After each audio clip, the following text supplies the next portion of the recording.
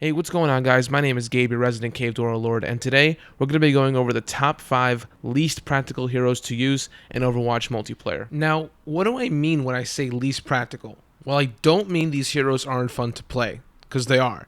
That's not the point. The point is these heroes have potential to come through in certain situations, but aren't nearly as likely to pick up the victory or help your team as other heroes might be. Now, without further ado, let's skip the honorable mentions and get right into the top 5.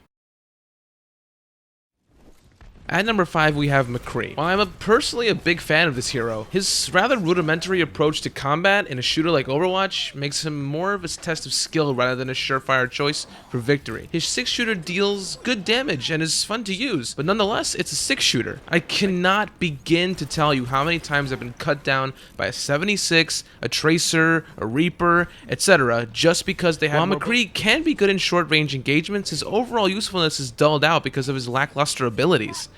However, what puts him at the number 5 spot, and not higher on this list, is his Deadeye ultimate, which is amazing for clearing out objectives. At number 4, we have Pharah. While, again, I think Pharah's a ton of fun to play, her abilities and main weapon just don't do enough on the battlefield to make her a game winner instead of just a distraction. Her rocket launcher is cool as hell, and while it can provide decent suppression while attacking or defending an objective, it doesn't have nearly enough splash damage to be a legitimate threat to tanks like Reinhardt or D.Va. Her thrust jump and flying abilities are useful for providing cover fire to teammates and whatnot, but it makes her extremely vulnerable to all forms of enemy resistance. Also, her ability to knock enemies back doesn't come in handy too often, as it usually doesn't knock them back far enough to gain any sort of advantage. However, once again, her saving grace on this list is her ultimate, Barrage, which can deal serious damage to objectives and enemy spawn points. At number 3, we have Winston. Winston is, again, fun to play and is fantastic for going crazy on the battlefield. However, as a practical choice to lead your team to victory, he can easily be replaced by Reinhardt, whose shield and hammer make much more sense in a tank role. While his super jump and force field can come in handy at times, the super jump does more harm than good, and the force field doesn't last too long while enemies are present. His health pool is good for a tank, and his weapon doesn't require much skill to master, since all you have to do is hold the trigger down and be close to an enemy. But it deals low damage and does best when enemies have either already been damaged or are on the verge of death. His ultimate is also fun to use, but once you realize it doesn't deal much damage and is more of an intimidation tactic than anything else, it becomes apparent that you're better off switching heroes to pick up the win.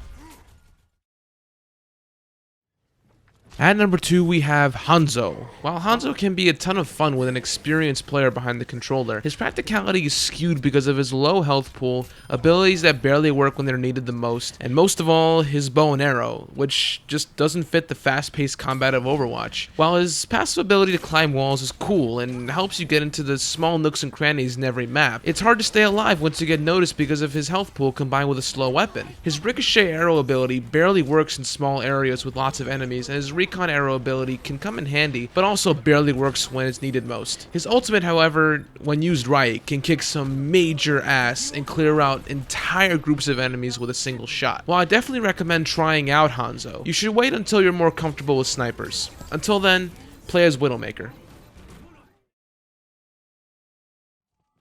And finally, at number 1, we have Zarya. Zarya is actually the only character on this list who I legitimately do not enjoy playing as. Her health pool, lackluster weapon, short-lasting abilities, and pink mohawk are all reasons why I can't stand playing as her. Her weapon fires in a straight beam, and that's all fine and dandy, but for the love of God, could it at least do some kind of damage? I honestly feel like I can't kill anyone as Zarya unless some Bastion scrub mows down half the enemy's health before I pull the trigger. Her abilities have potential, but they don't last nearly as long as they should to be useful in most engagements.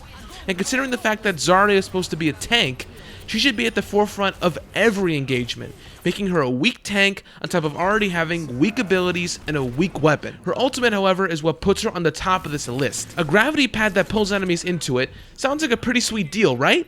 Wrong! Though Zarya's ultimate does pull enemies into it, they only seem to be stuck there for a max of 2 to 3 seconds. Now hold on, Gabe, maybe you're being too tough on her. Does it at least deal damage? No! It doesn't! It doesn't deal damage! At all! Good lord, the impracticality of this character is too much to handle for one day. If you want a tank, just pick Reinhardt. As a matter of fact, pick anyone. Anyone except Zarya.